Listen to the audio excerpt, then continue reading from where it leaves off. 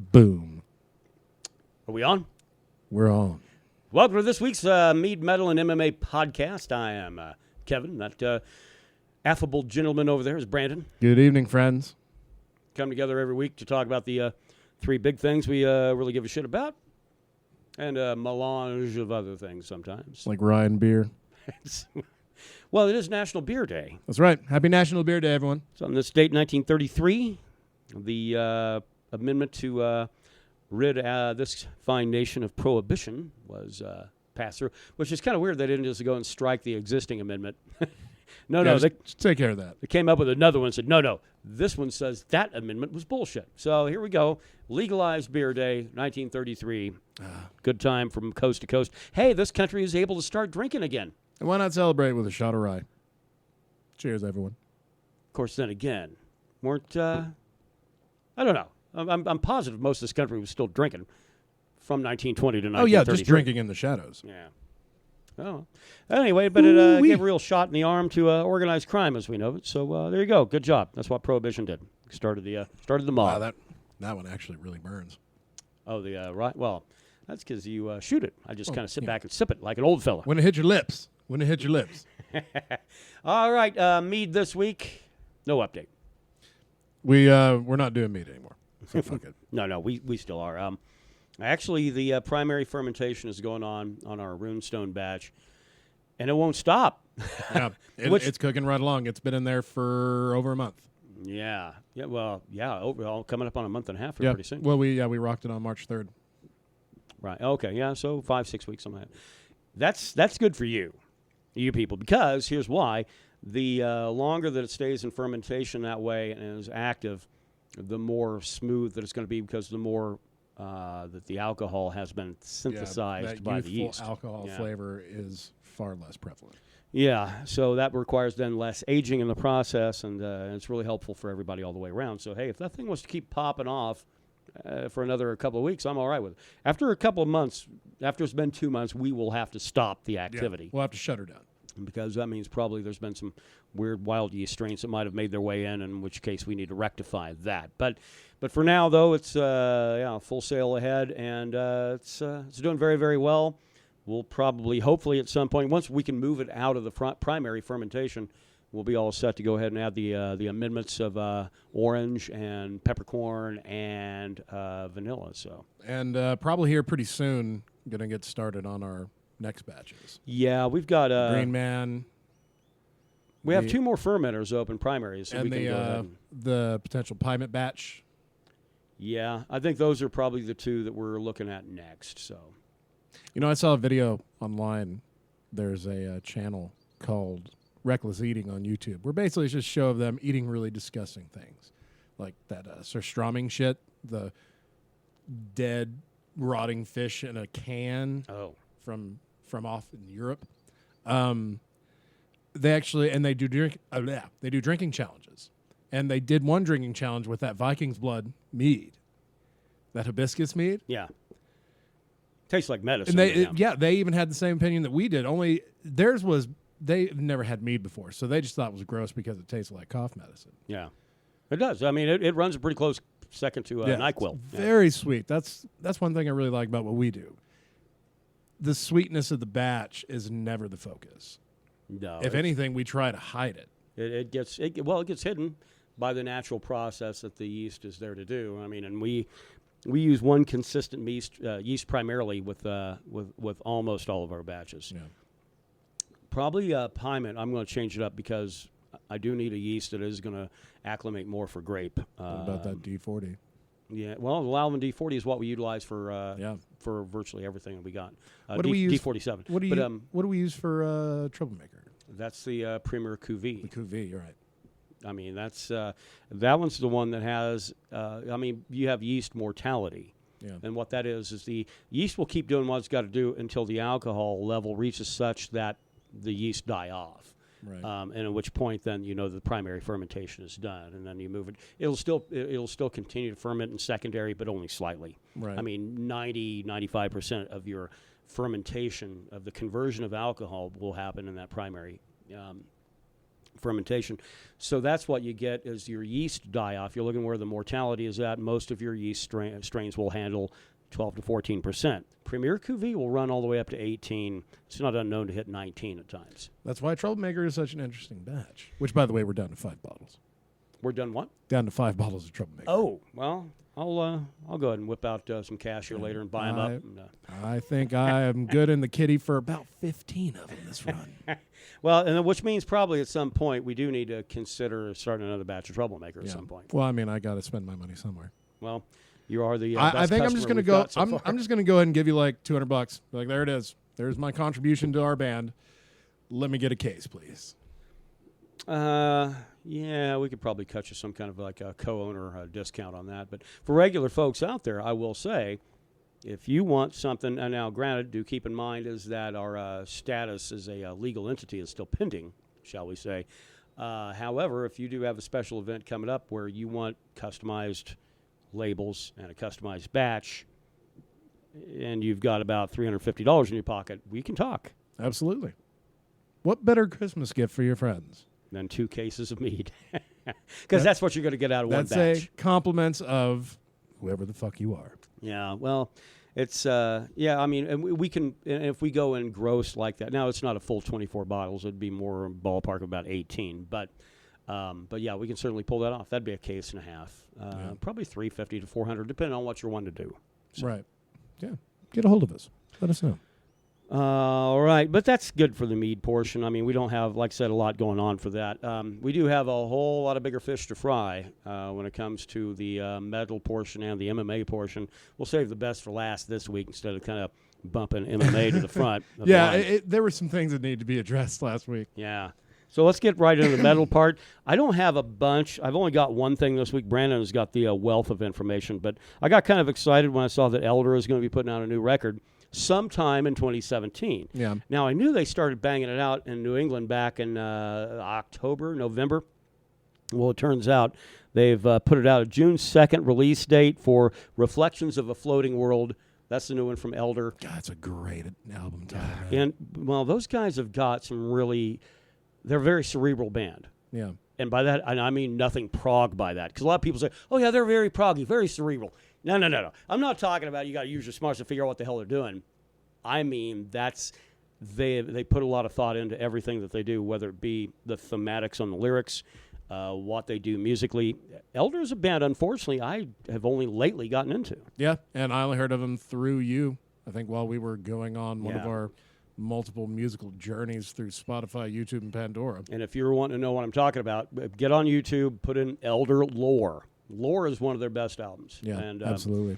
But as you expect with everything, it's like, are they going to be able to build on and keep making better and better music? So far, that's been a band that has, just like Paul Bearer. Right.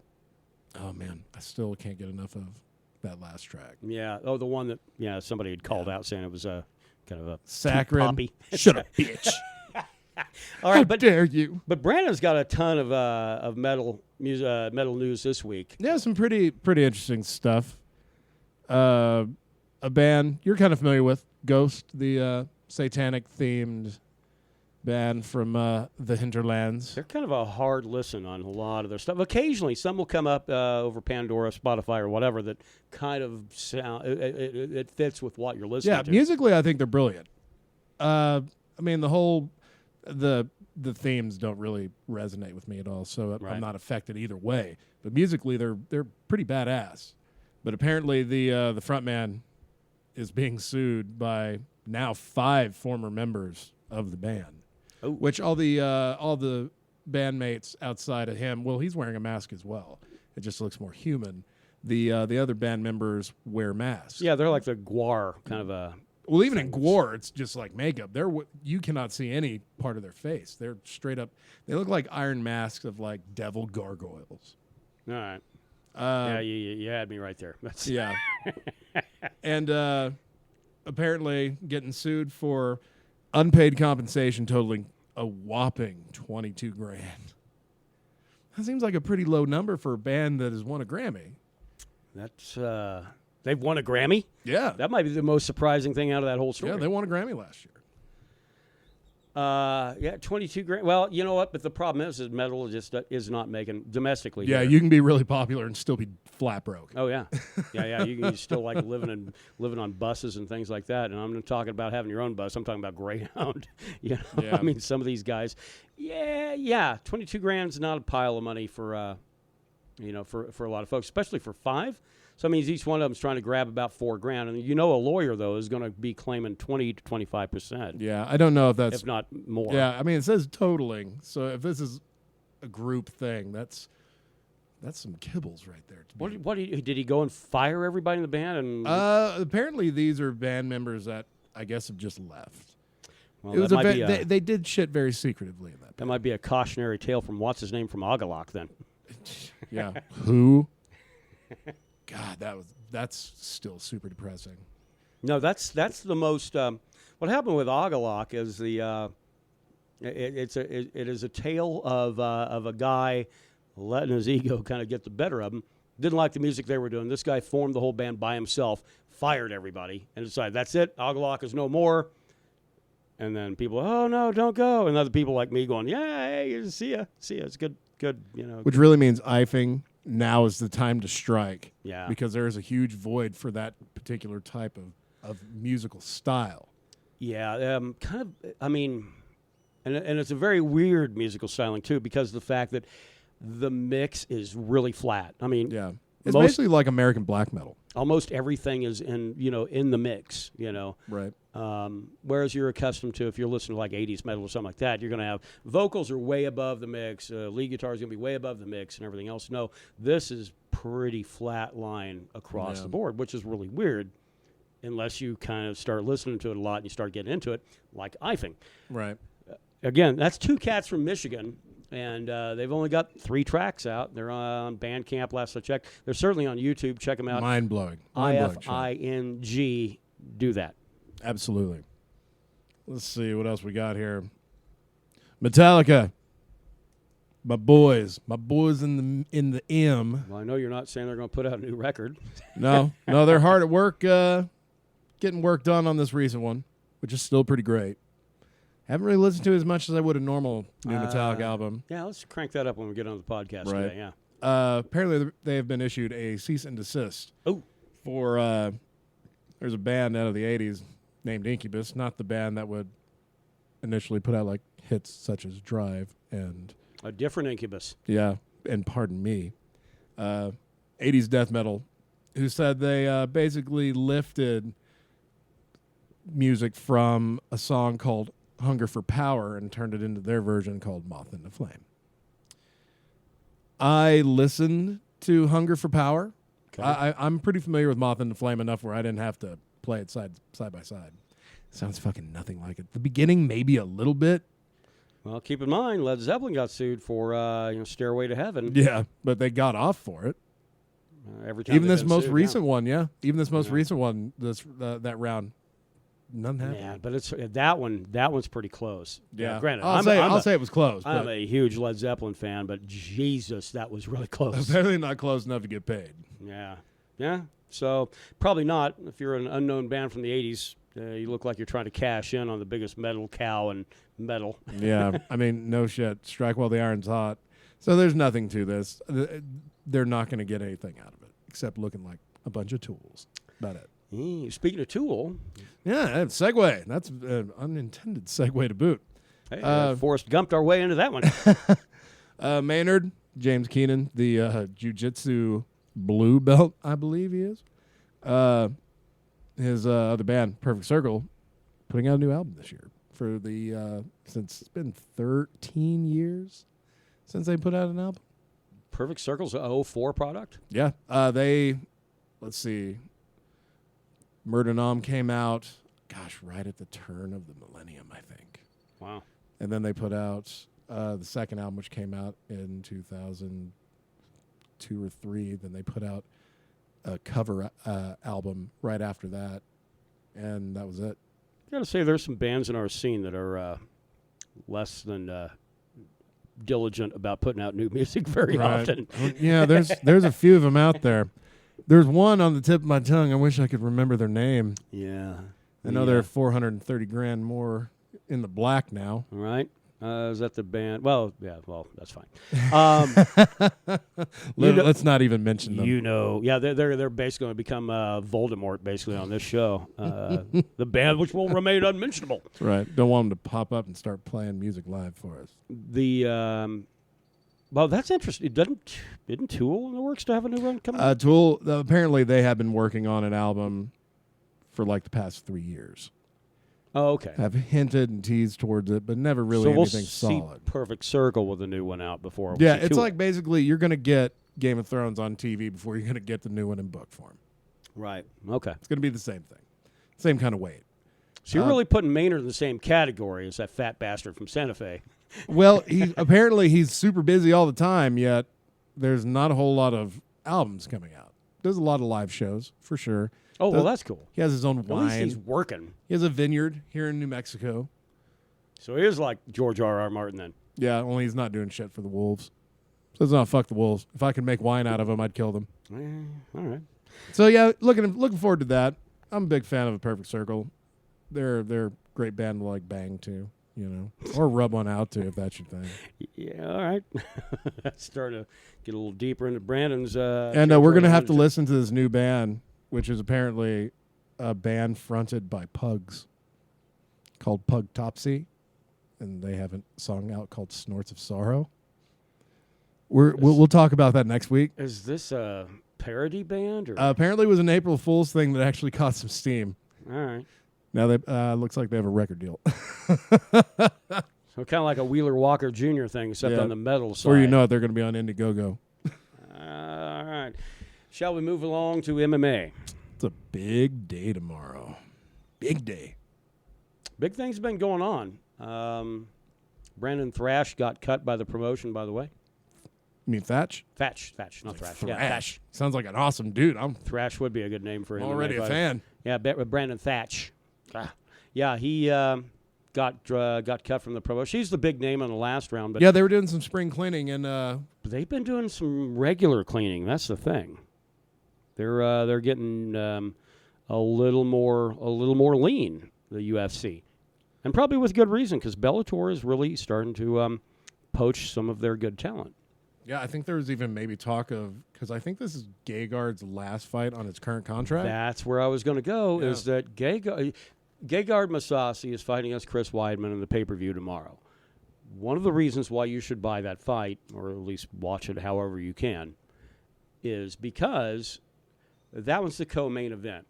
Both of those guys have got to get a win in order to remain fluid within the UFC. First of all, Chris Weidman, because if he loses, that's 3 losses in a row from the time he had the belt at middleweight all the way to 3 losses in a row. Everybody gets cut at 3 losses in a row, or most people do. He probably will not, because of the fact that he's a great marketing tool for the New York market. Yeah, but not... Well, I mean, look at how New York is fucking shit up whenever there's a card in the neighborhood. It's been terrible. I mean, they completely scrapped a fight because a girl had breast implants. What? Yeah. The Cavillo Gonzalez fight, right before the co-main, they pulled Pearl Gonzalez out of the card after she'd already weighed in and had her come do weigh-ins and all that because she had breast implants. Because apparently in the boxing part of their little book of rules, women can't box with breast implants because they're afraid one will pop. Was this the 1980s? Apparently. I don't know. They know that shit has come a long way since then. Oh, yeah. But there's no aspect of it for MMA. So apparently there was a loophole. Now the fight's back on after being initially pulled. But back to what I was talking about, though, yeah. So Gegard this is his last fight under contract, under the promotion. Obviously, Bellator would be able to throw him a pretty good deal. Weidman has got to win, because if he doesn't, the promotion is going to have the other feet to the fire. Some serious questions on whether or not to keep him answer, around. Yeah. So that one has got probably the biggest implications of any fight on the entire card at UFC 210. There are a lot of careers at stake here. I would say that's exactly right. Rumble is a loss away from turning into the Misha Tate of the light heavyweight division. Ooh, wow. You know what I mean? Yeah, Rumble Johnson is 1 loss away from becoming the Rumble Johnson of that division. Well, I mean, but if he loses, which I think is... Let's hope that's not the case. Right. But he would just be stuck. he would be the true gatekeeper to be like, okay, you beat me. He'd become what Uriah Faber was Yeah. 6-7 years ago. Only he would be like third, second ranked the whole time instead of like between 7 and 3. Yeah. He'd be the one. He'd be the one that you would absolutely have to be able to answer the three questions to move beyond across the bridge. Yeah, he'd be like the Goro you have to beat before fighting Shang Tsung. But actually, let's get to the card here. All right. Oh, looking at it, first fight that jumps out at me is Jan Blachowicz fighting Patrick Cummins at light heavyweight. Cummins is another one that's got to probably get a win, right? If I'm not mistaken, I think he's actually had kind of a rough road. Well, Jan Blachowicz is another one of those names that Rumble had dominated after the Cormier loss. Like when he fought, or it was... No, he didn't. That had to be that back when he Manoa? was up. Yeah, Jimmy Manoa was the... Cummins has lost to Nogueira and Glover his last 2 fights. Yeah. So he needs a win to stick around. Right. Blachowicz, he's lost 3 of his last 4. I mean, both these guys, that's the scrap heap fight right there. Yeah, this is a fight for jobs. It really is. Right. And this new UFC regiment seems just fine with cleaning out the closet every once in a while. Yeah, they don't mind running out like title fights like crazy, but yeah. But I'm going to go with Cummins on that one. Yeah.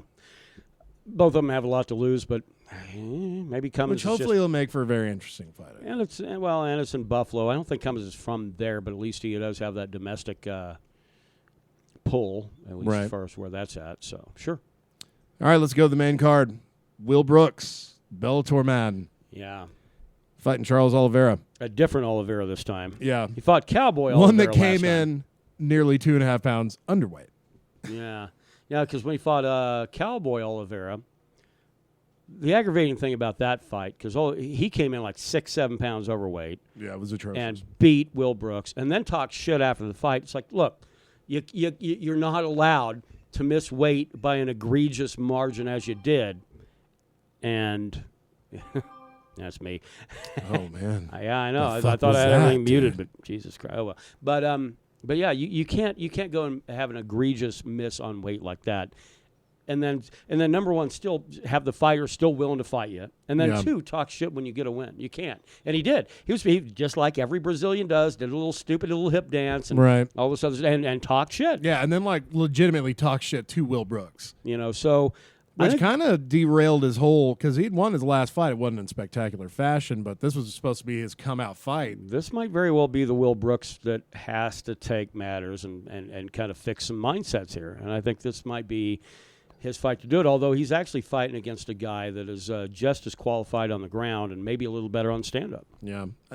I think Will Brooks is going to take it. I think it's going to go the whole 15 minutes. Yeah. But I think it's going to be very entertaining. He hadn't been a sensational put-away fighter to date, so. Yeah. And he's not really what you call a submission fighter, and last 2 in Oliveira, he subbed to Lamas and Pettis by guillotine. Yeah. So he's riding 2 losses in a row as well. This is another guy. It'll be a decision fight, pretty sure. Yeah. All right, next on the card, Patrick Cote fighting the Bulldog, Thiago Alves. Initially, I thought I liked Cote in this fight. The guy's a really qualified boxer, and he's been working on some of his ground game a little bit. Long in the tooth. But the problem is his opponent is much better on the ground game and actually is a little bit qualified on the stand-up as well. You don't want to stand and bang with Patrick Cote. You don't want to do it. You can go back and watch the Cerrone fight and see why that's... Right. You don't want to do it. But Alves, though, I really think that if he can close the distance, get in that clinch game, and get that thing to the ground, I think it's his fight to lose. Absolutely. And, again, Cote's been around for a while. He's 37 years old. Right. I mean, this guy first UFC fight was, on pay-per-view, UFC 67. Holy crap. Well, if you're going back to like double digits, then that means you've been around. He fought Silva for the middleweight title back at UFC 90. The old days, So this is a guy who's been around. I mean, his boxing skills are pretty much, they're on point. You don't want to stand, if you're Thiago Alves, you don't want to stand right in front of him. But I do think that Alves does have his own ability, and but the key of that fight's going to be to move in, clinch, and get that thing to the ground. And Thiago's another dude that needs a win. Lost to Miller and Conda his last two. Oof, yeah. So. Well, those are two good guys to lose to, but you don't want to start having that become a disease. So I think Thiago's going to take it. I like Thiago by a submission, probably in the third. I think probably a late one. Maybe. I think he's going to open something up with his fists. Yeah. I think he's going to come out pretty furious in that. Well, first and round. maybe a full mount, elbows. You never know. The only way Cote wins is if it goes past halfway the second round because Alves. And if it stays standing, if Yeah. Alves can't get him to the ground, then that's Cote's fight. All right, the fight that was on, then off, then back on again due to breast implants. Cynthia Cavillo fighting Pro Gonzalez. Don't know anything about either of these broads except Titties. that one has breast implants, and apparently they're spectacular. It's hard for me to get excited for a strawweight fight on the main card. Which one is the newcomer to the UFC? Pearl Gonzalez. Yeah, no, I'll go Calvillo just because of the fact she does have the veteran status. It is the first fight that Pro Gonzalez has had In the UFC. in the UFC. I mean, she has a great record, but so do a 6-1. lot of people. So do a lot of people when they come into the promotion. And how many times have we seen it that a lot of times your journeyman will end up, Apparently she has a little bit of Ronda Rousey influenced fight history. 4 of her 5 finishes came by armbar. well, we'll see what happens. I mean, it's fine. I mean, I hope we get fooled and it's a real kick-ass fight. Yeah, it might very well But be. I just have low expectations for it. Yeah. Co-main event. The wrestling man, Chris Weidman, taking on Gegard. I think it would be really, really interesting to see Weidman get another loss and see what the UFC wants to do with him. Although I do think with his back against the wall, although this fight is in Buffalo and it's not in the city, as they say, back Right. east. It's still in his home state. But Mousasi, until he starts, until somebody can stop him on his current run that he's on, I'm going with that guy every time. I think Gegard Mousasi, he's got a weird stand-up game that I think is going to be too weird for Chris Weidman. 3 finishes in a row. He finished Santos. He finished Belfort. He finished Uriah Hall. This guy's on a serious roll. A lot of people doubt his wrestling defense, Right? which he is disputed with everyone's ever brought up. He's like, look, I've worked on it. I got it. And I don't know how well Chris Weidman has recovered after that knee from our Cuban friend Yoel Romero. Yeah. There's a lot of question marks on the other side. I think there are. But they're going to be answered at the end of this fight one way or the other. Like I said, I mean, just common sense tells me to take Mousasi. I'm going to take Gegard, and I think he's going to finish it, but I think Weidman's going to be mildly careful in that first round until he starts getting a little desperate. I think he's going to be so careful. I think it's going to go to decision, and I think decision is going to be probably Gegard. I agree Gegard's going to win, but I think he's going to knock him out in the second round. And you might be right. I mean, I think he's just going to walk into one. I have not been impressed by Weidman's wrestling at any point. And his risk-taking has not paid off very well for him either. Not at all. Lost him the title. Yeah. All right, and the one that we've been waiting on since, gosh, when was this fight announced the first time? December? I don't know, but it's been almost 2 years. We've been waiting for the rematch. Yeah. Well, and in his second title defense since winning the belt, Daniel Cormier, Cupcake Man, taking on Anthony Rumble Johnson. Cormier, who missed weight, by the way, by a pound and 1.2 pounds. 1.2. Because you have to come in on the money for a championship there ain't no pound fight. leverage in a championship fight. Goes back, disappears for a few minutes, comes back, strips down, so they bring up the towels. And this is where the controversy is at on the ever-savvy internet today, is the fact that he is seen putting a little bit of pressure on the top of the towels. And people saying, look, if he was putting any real pressure on there, it would be obvious. You don't have to put real pressure just to shave a pound by just simply putting a little bit of your weight onto onto an item in front of him. I will say this, and we talked about this a little bit before we got on the podcast, the pregame. Thank God, even if he did it illegally, hey, we got to fight tomorrow. Yeah, I'd much rather him cheat, if that's what he did, than this fight not happen again. We've been waiting. I mean, this fight was first announced, I think, to happen last year. And then Cormier had some kind of injury. Yeah, no, I mean, because Rumble was supposed to fight him in October. And then Cormier, was it October? As everybody from AKA does, goes down with an injury. So then they offered him to fight Gegard Mousasi. Said, hey, we can move him up from middleweight up to light heavyweight and make an interim belt. And Rumble said, no. that does nobody any favors. And Rumble's right. He had nothing but there was no positives, no upside. It's like, I'll just hang out and wait. And that's exactly what he said. So that's why he's getting a fight. And here we are in April, and he will be fighting for the belt. Which he also came in at 203.8, which is 1.2 under. There's fuckery afoot, my friend. Something. But again, I don't give a shit. Something not straight happened on the way in. I'm okay with it this time. Yeah. Well, it makes for a fight. And also, there's another variable that John Jones will be in the audience, which is kind of weird with him. And Cormier brings up a good point. That fucker is suspended. He should be nowhere near an event. Well, you can't go and attend an event? If you're suspended in the NFL, you can't go to any fucking games. I don't know. I think it's a pretty good point, but I also think it's going to be really great for Cormier because now John Jones is still right back in his head. Well, and that's what Cormier has to contend with. Deal with your own demons. So one loss he's had in the UFC came by a very dominating win by John Jones. He should worry about that. He should worry about that as much as he should worry about if they were closing down a Dunkin' Donuts in his location. Which they would never do that if Cormier lives nearby. But, and Cormier had said that Anthony Rumble Johnson can't go 5 rounds. And I think he's right. Yeah, I don't think he can be fully effective after that third round, even if he is metering shit out and, trying to. But I don't know if you can ever say that Daniel Cormier has ever been cracked, except for that last time that he fought Rumble.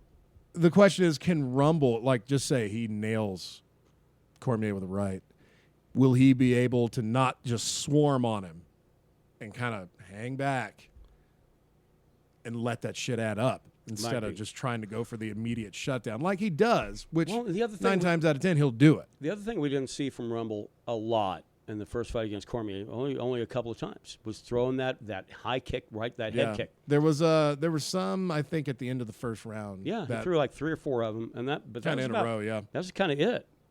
I think Henry Hooft has probably got to have told him during his camp, look, you got to make that kick a lot more effective. Yeah, in order to do so is have Daniel Cormier shitting himself worrying about the right or the left, and when here comes a head kick. Absolutely. So who you got? I wonder quietly to myself. I have Rumble in the first round. First round KO. Ooh. I have Rumble by a finish. I have it second round. No. But I think that first round is going to be just one of the most violent things we've ever seen from Rumble. Because I think Cormier, by saying that he's going to try to outlast him, I think Cormier is going to make the mistake of trying to rush in on him, and that never works out well. Just like when Chuck Liddell started unloading on Tito Ortiz when he knew he was just covering up. That's going to happen here. Going to get him against the cage. Rumble's going to smell blood in the water, and he's just going to unload what he's got, and it's going to be done. Hopeful for that. Because, top to bottom, though, looks like a great card. I am very excited. Yep. Doing the pay-per-view here in the domicile of the meadery, and for those in the local area, hit me up if you want to come over for it. But other than that, that's our podcast for the week. Make sure you're on the list, or you'll have to contend with me. We don't want to have to escort you out of here. All right. I'll hate to have to ask you to leave sternly. All right, you heathens, that's it for this week. We'll touch base with you again next week on my birthday. That's right. Birthday episode. I'm going to be probably pretty fucked up. Oh, really? You think I'm going to be just sober as a judge? That might be a 40-minute podcast, folks. Or 10 minutes. Or, yeah, just might be like, dude, bail? Bail. Later. Good Friday, my ass. That's my birthday. It's a great Friday. Enjoy the guys. Enjoy the guys. Enjoy the fights, guys. All right, you bastards. We'll see you next week.